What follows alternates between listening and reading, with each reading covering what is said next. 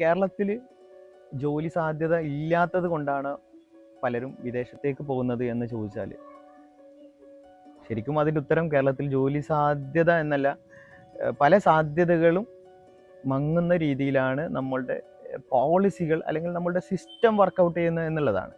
ശരിക്കും ഇവിടെ കേരളത്തിൽ പഠിച്ച ഒരു വിദ്യാർത്ഥിക്ക് അല്ലെങ്കിൽ ഡിഗ്രിയോ PGയോ അതല്ലെങ്കിൽ ഏതെങ്കിലും പ്രൊഫഷണൽ കോഴ്സോ കഴിഞ്ഞ വിദ്യാർത്ഥി വിദേശത്ത് പോവുകയാണെങ്കിൽ അവിടെ എന്ത് ചെയ്യാണ്, അവിടെ നല്ല സാലറി 2 ലാക്കോ 4 ലാക്കോ അല്ലെങ്കിൽ 5 ലാക്കോ സാലറി കിട്ടുന്ന ജോലിക്ക് എന്ത് ചെയ്യാണ്, കേരളത്തിലാണെങ്കിൽ 8,000 അല്ലെങ്കിൽ 10,000 അല്ലെങ്കിൽ 20,000 25,000 വരെയാണ് എന്ത് ചെയ്യുന്നത്, സാലറി കിട്ടുന്നത്.